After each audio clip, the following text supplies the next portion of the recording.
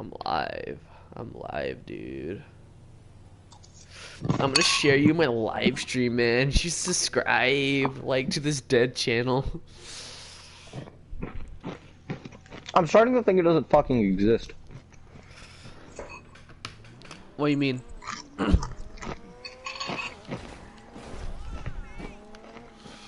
It's just a dead channel. A dead channel doesn't mean it doesn't exist. Like, you would see great videos like Amnesia, the Discharge Descent. Can you just send me a link? Yeah. Yeah. Boy on YouTube. Yeah. Can you just send me a link? Ah, there we are. That's what I typed in. YouTube must not like me or something, I don't know. It's probably because you have 9 subscribers. Well, dude, at least that's more than 0. Like, at least 8 of those people I don't fucking know. You ran into that tree. Yeah. Yeah, there's like a 5-second delay between now and the... At least you're able to watch my stupid ass eat Going on the cereal. highway? With my On hand. air. Look, 1 person. Yay. You're not Oh, gonna yeah. say weird stuff. Penis. Oh my god, you said weird stuff. I can feel the fucking... I'm pretty sure that it's now in sync. What? What? Yeah, I'm pretty sure it's in sync with what you're doing. Oh, I just got fucking kicked because I kept winning. Yeah, if you win too many times in a row, the game's just like, fuck you. I guess you could just join me again or some shit, I don't know. Yeah.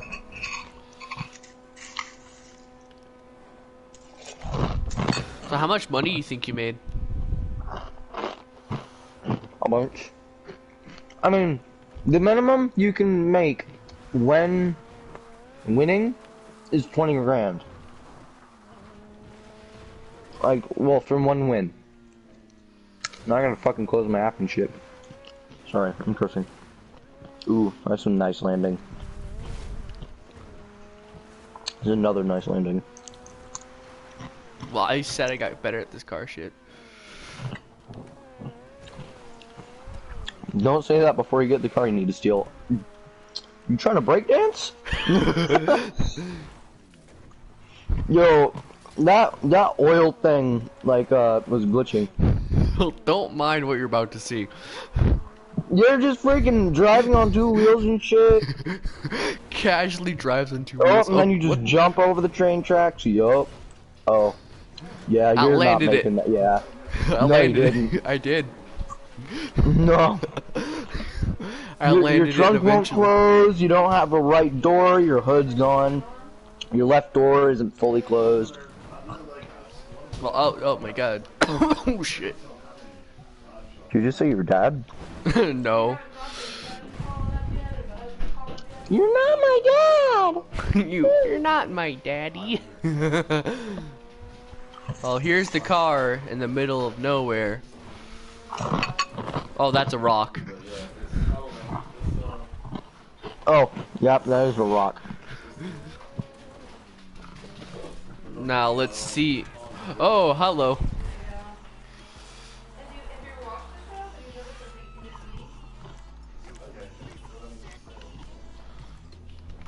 Oh, you getting out of the car? Oh, you got a gun? Swap the gun. Dang, in first person. Oh, you just killed a person. Oh, you're killing more people. You see, this is why video games cause violence. Video games don't cause violence. Violence causes violence, man. Now you're not allowed to run away. The boomers, when they see that World War II, World War II happened in the 1940s, and video games were invented in the 1960s. Perhaps the archives are incomplete. Oh. The funny thing is violence rates have gone down since video games. I got a healthy dose of damage already. Fuck you. Mini lab. Oh shit. Ladies and gentlemen, welcome back to r/Snows Please. Now, this is series I did about a year ago because I want to make sure I give you guys the best stories. But as we're coming up to Halloween, 5 views, I thought, what and better 43 time to likes, jump back and into 1 it dislike. right now. So Yeah. this is going to work. It's a bit 2 different than my comments. normal videos, admittedly. But this is the video where you lie back in bed or you listen to it on your phone or somewhere where you can zone out and really imagine this stuff. Turn your lights off, close your eyes, do whatever you need to do, and just enjoy this. This is basically kind of like a podcast. So we got a few stories here today. Without further ado, let's just jump into it. This one is, my husband brought home a fake daughter. As you do. What? It goes like this. This is What not are you my child. watching, That's all I man? can think of. Honey, said my husband. What? What is, my husband brought home a fake daughter. As you do. How does that fucking work? I don't know. And it goes like this. Who is this? I said, staring at the little girl I've never seen before, standing in my house, dressed in my daughter's clothes. Where is Liza? My husband gave me a weird look, and the girl who was not Liza looked positively terrified. What do you mean? Said my husband. Are you feeling all right? Why was he evading my question? Why couldn't he just answer? I took a deep breath, tried to remain calm. He'll be all right, I said, as soon as you tell me where my daughter is. My husband frowned, and the little girl's eyes welled up with moisture. My husband placed a protective hand over her shoulder and leaned down to whisper in my ear. Go upstairs, honey, he said. Mommy's not feeling well. The girl wasted no time in doing what he said. She clutched the school books to her chest and barreled past me, rushing up the stairs. I heard the door of my daughter's room slam. The look on my husband's face was a mix of pity and restrained anger. You haven't been taking your medication, he said. Don't try and deny it. I can see it in your eyes. I waved my hand in a dismissive gesture. I don't need them, I said. They make my mind all fuzzy. The anger on my husband's face became less restrained. Well-etched frown lines beneath his lips deepened. Do you remember what happened last time you said that? He asked. Hey! The suggestion was enough. A swarm of shattered and confused images flooded my mind like the wave of nausea that comes before vomit. My husband screaming, covered in blood. Look what you made me do! He was shrieking, look what you made me do! I felt the floor tilt beneath me, and before I knew what had happened, I found myself falling backwards into my husband's arms. Hot tears were streaming down my cheek, and my body convulsed with violent sobs. My husband gently brushed away my hair and whispered into my ear. Shh, he cooed. It's not real, honey. I promise that it's not real. I silently nodded my assent. I let him carry me up to our bedroom and lay me gently down on the bed. He walked over to the dresser where he What kept are the you cocktail watching? of drugs that I took every day to maintain my Maylad. sanity. I swallowed them gratefully. This is a Soon new video. my mind was It going was fuzzy, uploaded but I like could feel myself becoming a more pliable zombie that could be told anything, 3 minutes made ago. to do anything. Of course I knew I was wrong, but that girl was not Liza. I knew it wasn't me who had been driven insane by our daughter's death, but my husband. I knew he had kidnapped that girl when she was a toddler and brainwashed her into believing she was Liza. But most importantly, I knew that if I didn't take my pills, I would have shattered his precariously built illusion that he would kill the girl and just start all over again, just like he did last time. That is a beautiful way to end that What? story. It pulls you in thinking that this girl is not the woman's daughter, that the guy has gone insane. Then it tricks you into thinking she's gone insane because she's not taking her medication. But then that nice little twist at the end, even with the last line, just like he did last time. Killed her daughter, kidnapped another girl, brainwashed her into thinking that she was Liza, this girl's daughter. But of course it wasn't. Oh yeah, I just got the notification for it. That is a great, Yeah. it's such a short little story, but it's a great little story. I'm gonna mute This one's myself so called there's How Do I like Get My no, Girlfriend you know, to Knock Off repeating. This Annoying Habit. So if you're ready, I'm ready. Let's do it. So I've been dating my girlfriend for almost a year now, and last month we moved in together. Maybe that's kind of fast. I don't know. My parents sure thought it was, but honestly, everything was great in the beginning. We were getting along really well, and we've never had more than a brief argument. But then she started whistling. It's so dumb, I know, and she's always whistling this weird song, and it's really getting on my nerves. My mom keeps telling me that once you move in with someone, you discover all the quirks they've been hiding from you. And it's not like I didn't expect it all to be true, but for some reason, this is just an ongoing issue with us. I don't know what to do. At first, I would just hear her whistling it when she was in the shower. It was kind of cute, like her own little bathroom theme song. I didn't recognize the melody, but it was very distinct. I could mimic it from memory if I wanted to. In fact, sometimes it gets stuck in my head, and it drives me a little crazy. You know the type. After a week or so, I asked her what song it was, and she just laughed. I'm wondering if maybe came up with it on her own, something she does absently, especially when she started doing it more. Like I'd be reading a book, she'd be on the computer, and she'd just start whistling. And I tried to ignore it. I seriously felt like a dick for being so grumpy about it. And I know she wasn't doing it to annoy me, but she would just go on, and she would pull my attention away from whatever I was doing. So finally I said something a few nights ago, and I was going over some legal documents for work, and she started whistling like crazy, on and on. And I'm just trying to block it out, but it's seriously excessive. Like, I know you guys are probably thinking that I was overreacting, but it felt like she was just whistling right into my ear, and it just frayed my last bit of patience. As calmly and as nicely as I could, I called out to her and asked her to quiet down. She didn't reply. I asked her again. She still didn't reply. So I left the bedroom, and I found her in the living room watching a movie. She wasn't whistling anymore, but for some reason, that really irked me. It felt like she was messing with me, and she just looked over at me, like she didn't know what my deal was. So I asked her if she could stop whistling so much, but she told me she wasn't whistling. Now, I get maybe she doesn't realize she's doing it, but no one whistles that much and doesn't notice. It's not really like her to mess with me like that, and I don't really know what she's trying to get out of this. I thought maybe she was teasing or playing a joke, but she had to see how annoyed I was. I asked her again, she said not whistle so loudly, but she didn't answer. There was a tension in the room, and it felt like our first fight since moving in together. And even though she didn't whistle for the rest of the night, I couldn't focus on my work anyway because I was upset about the confrontation. Then, of course, the next night, she's whistling again. I hear her when she comes home from work, and she keeps going for at least an hour. I didn't want to have another fight, so I just hung out in the bedroom and listened to her move around for a while. I felt like I was blowing things out of proportion, but honestly, how hard is it just to not whistle all the time? It was no big deal when it was now and then, but I feel like she whistles more than even talks to me now. So I'm sitting up in the room thinking about that, and probably why I was worked up when I finally came down. She was cooking dinner, which is sweet, but she was still whistling. So I said softly, "Hey honey, maybe put on some music instead so you don't have to fill the silence with whistling?" I tried to play it off like a joke, but she could probably see right through that and get annoyed again. She didn't even turn to face me, just huffed and kept cooking. After a minute I told her I was sorry about the other night, but the whistling just sort of strikes my ear wrong. And if she could try not to whistle so much and so loudly, it would make my life a lot easier. I feel like I was being fair. I know it can seem controlling and nitpicky, but it was bothering me a lot. We all have our things, you know? I try not to chew loudly at the table because it bothers her, so why can't she just stop whistling sometimes for me? But she totally freaked out. She turned around and told me she wasn't whistling and she didn't know what my problem was. At this point, I don't get why she was doing this. It obviously wasn't funny for either of us, and she seemed genuinely upset, and I don't know why she kept provoking me. I asked her what her deal was, why she was being so defensive about this stupid whistling. She told me to shut up. She told me that she was sick of talking about it,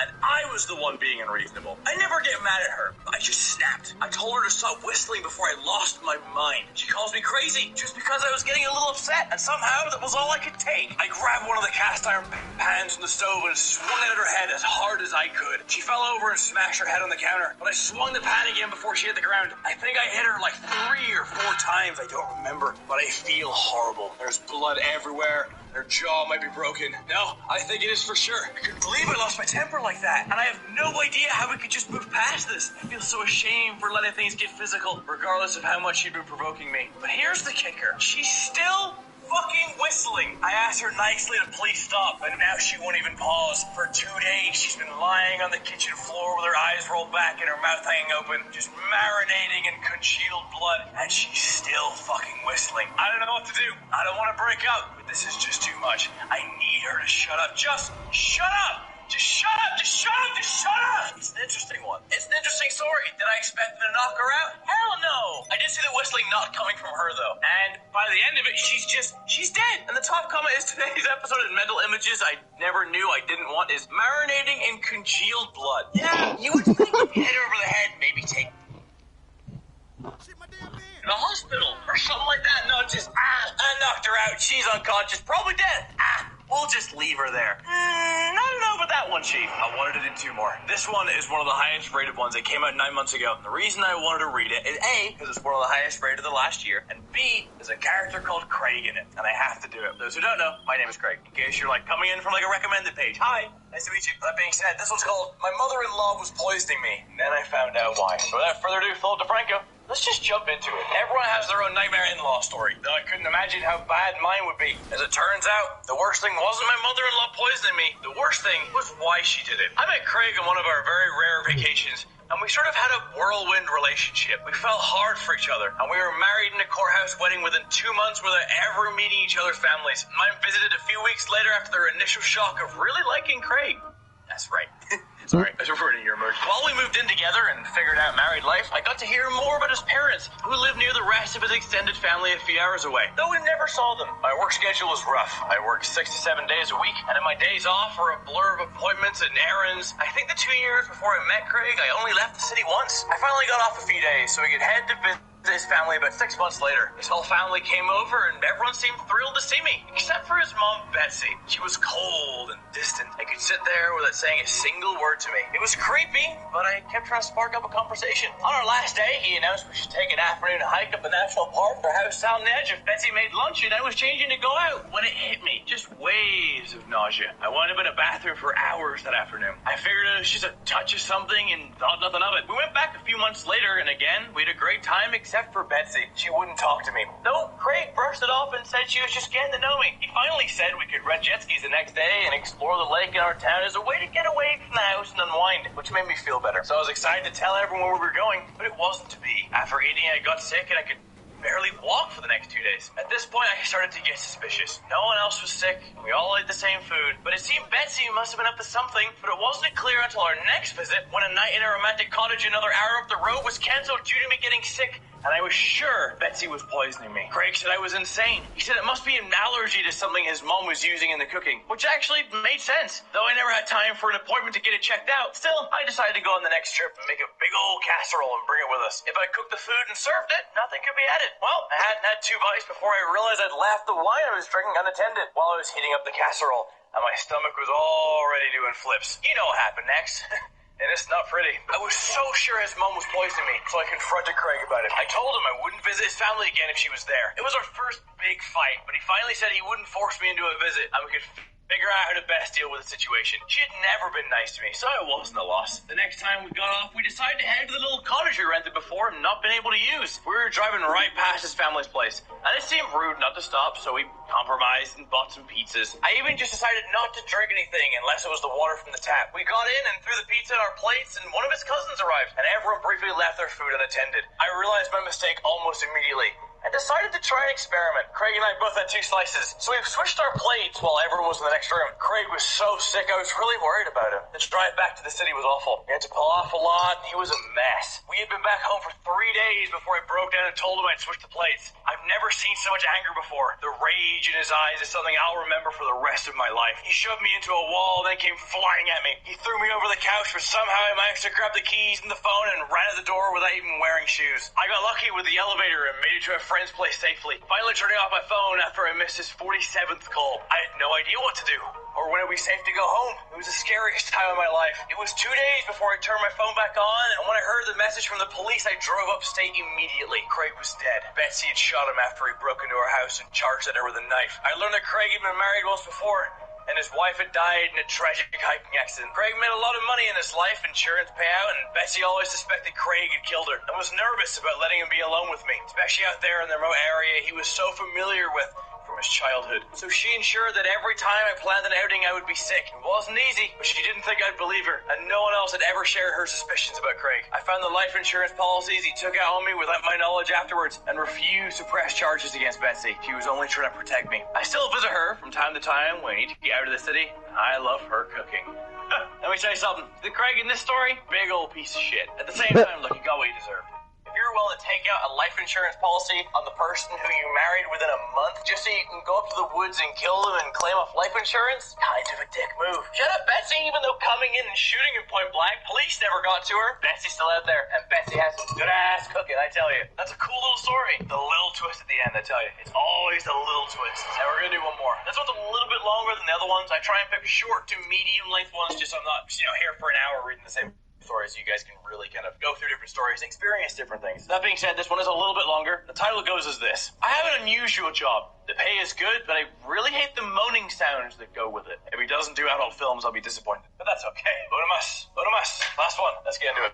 So, I croaked, ignoring her wince at my raspy voice. You're worried that your dead husband is haunting you when you fuck other men? I inhaled a long drag of the cigarette, then took care to blow the smoke just far enough away from her face to avoid being rude. She didn't flinch, which meant she thought I had a lot to offer. Pretty little thing she was. Nearly 30 years old, though I estimate the age of her modified chest to be about 3. Her good looks stem mainly from the fact that she clearly avoided a lifetime of hard work. I probably would have been equally as attractive 25 years ago, had my twin passions been vanity and stupidity. The gal was taken care of. Her expression glazed for a moment, I noticed. No, she offered timely. Something like that. She looked at me with wide eyes that had been conditioned to elicit sympathy, I noticed. It's just She bit her lip. It's just that Raymond's been gone for a month, and I don't think he's gone, you know? I want to know if I should put him behind me, or...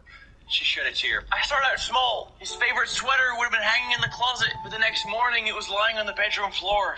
Not a big deal, you know? She looked around conspiratorially, despite the fact that no one was in the brightly sunlit porch beside the two of us. As if sensing my thought, Sophocles rubbed up against my skirt. I reached down and scratched her ear without turning away from my client. She stared right back at me, looking over the swirling vapor dance of the teapot spout. But then, she breathed, blushing slightly pink. I would be, in an intimate moment. Masturbating or fucking? I asked bluntly. Her pink face quickly turned crimson.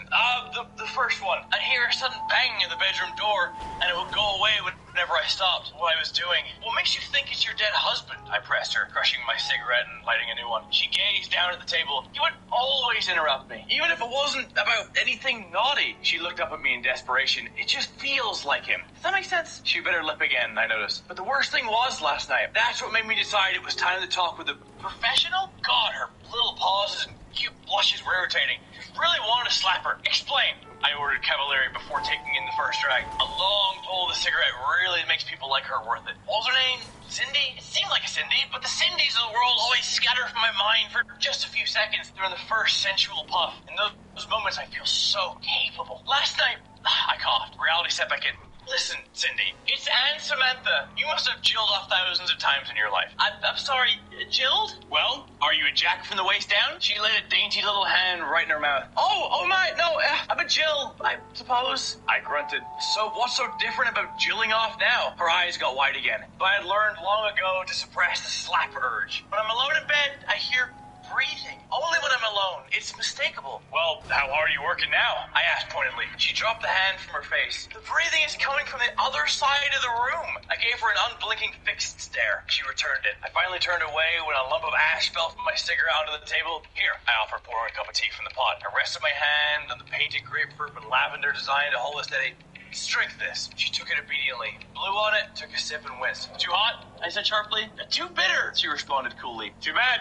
I finished. Drink the whole cup if you want to see what's on the other side. She sipped as I spoke. You told me that Raymond's been gone for a month. You're brokenhearted, but you can't move on if he's still here. The shock was terrible, wasn't it? A hit and run while he's crossed the street right in front of your home. The worst moments of your life were sprinting through the house, knowing what was outside before you saw it. The hope was the worst, because you knew that your husband's broken body was lying in the street. But the smallest part of you hoped it wasn't true, and that you hope it made it hurt so much more. You found him in a gory heap just beyond your front yard, and the future you imagined drained away like blood through your fingers. It was in this exact moment, kneeling in the middle of the street at 7:13 p.m., that you realized your life had been permanently changed to a different path of someone else's choosing. I took an aggressive puff of the cigarette and pressed forward. The sun set while you held his already cooling hand, and you realized this would be the first sunset you'd spend knowing he was dead. That you would end every day with his thought on your mind from now on. She blanched. I never told you it was a sunset. I never even said it was a car accident. I narrowed my eyes at her. The guilt was more than you expected, because part of you actually cared about Raymond. Yeah, he was old and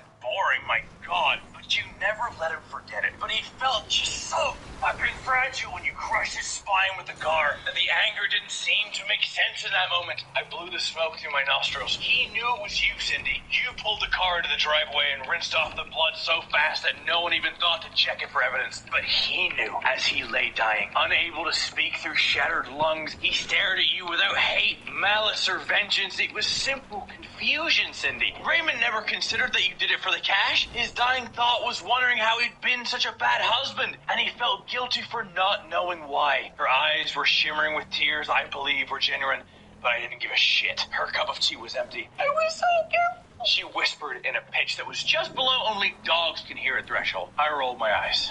No, you weren't, sweetie. People are just stupid. And that's the only reason you've got away with everything so far. Really? Putting $619,138 cash?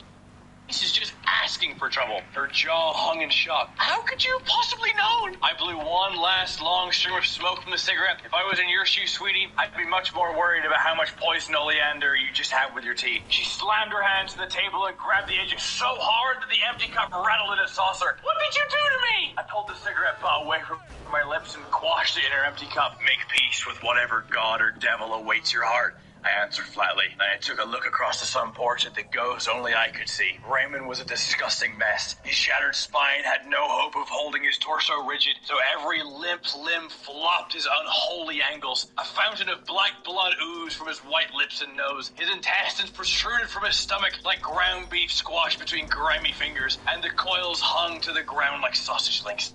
He stared at his young widow. Or, should I say, the one eye that hadn't popped to jelly was staring. I really think that Cindy would have been unnerved if she'd known he was there. Instead, she focused on me. How long? When will it start? She asked in utter petrification. In just a second, sweetie, I quipped casually, lighting up another cigarette. Raymond grunted. He wasn't much for talking, what with the lolling tongue dangling impotently where his missing jaw should have been. Oh, and one last thing, sugar. I leaned forward and gently rested my palm to the tabletop. Raymond wants to let you know that dying really fucking hurts. She froze. Behind her, despite lacking a mouth, I could swear that Raymond was smiling. The convulsing started then, but it didn't stop for a long time. Do you have any idea how far mouth foam can spray when the dying woman just won't stop thrashing? I almost felt bad for her when I realized how hard she was trying to cry. That's a really fucking difficult task, though, when your throat is closing up. That's when Raymond sauntered over to her jittering body, knelt down, and gently grazed his dead fingertips across her cheek. He looked passionately into her eyes, and for just a moment,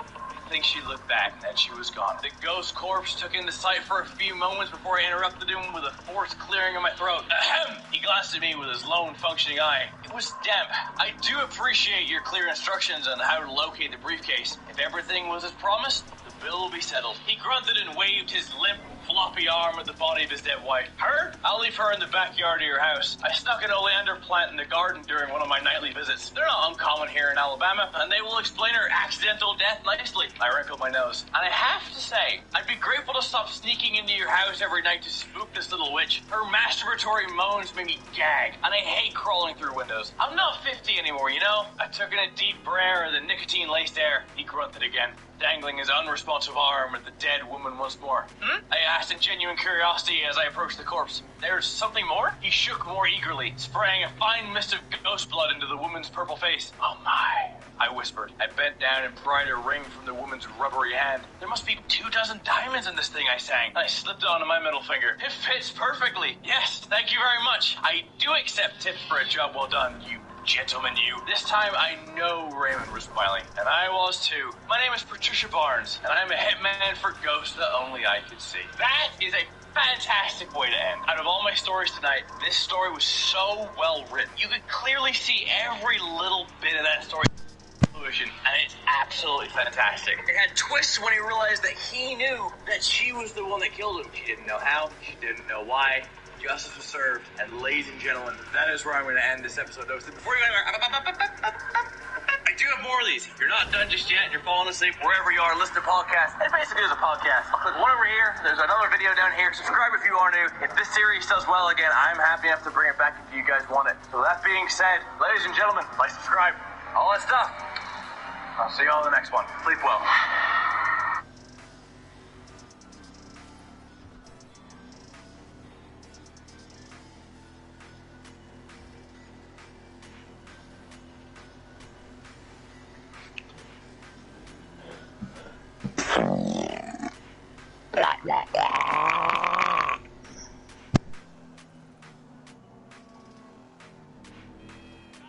You finished fucking watching that? Yeah. Coco, stop. Were you listening?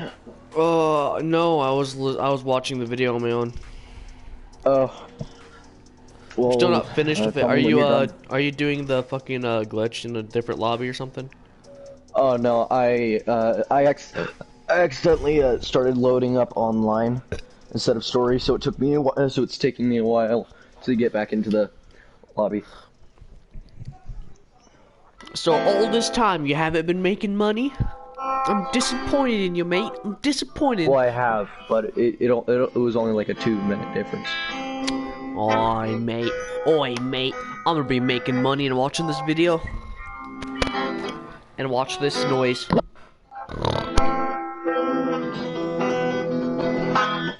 Ow, that hurt my thumb. Where's my pick? Alright, we are good.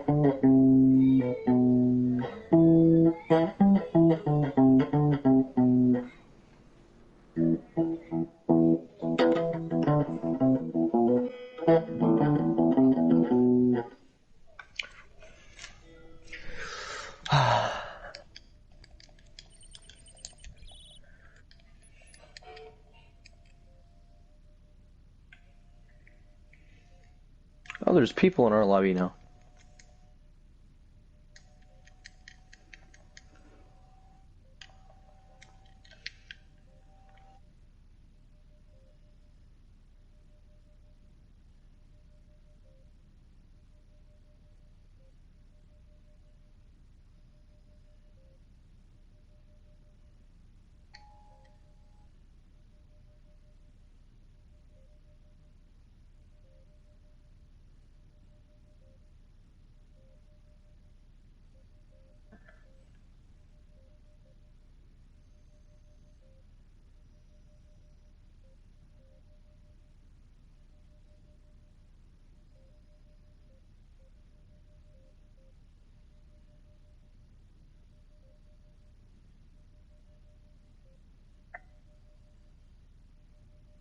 Jonah Hill.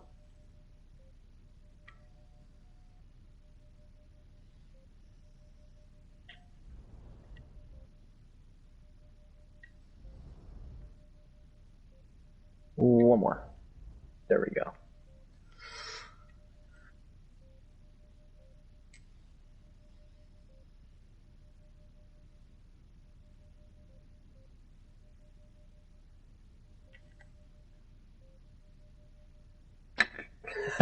He just fucking collapses.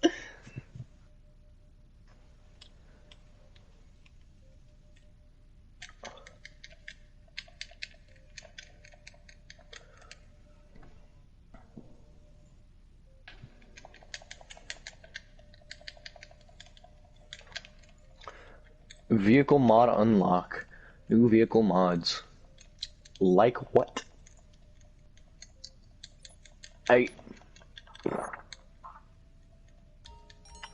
I'm gonna blow DJ up. Okay.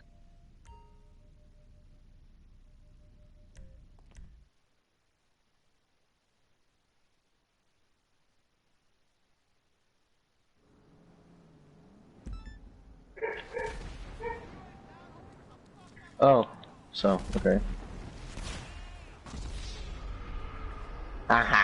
Fucking stop. I'm gonna be serious right now. This is annoying. I didn't even do anything. Yes, you Multiple fucking times. did. Dude, I said multiple. Okay, yeah, I'm leaving. Bye. Christ almighty. What did you say multiple times? Reacting. What? What have you been saying? I didn't say I didn't say anything. I said I only did it once since you weren't doing anything. And What I do you mean I didn't blow wasn't you doing up anything? multiple times. You were just sitting in the truck. No, I fucking Fucking wasn't. asshole. God damn it.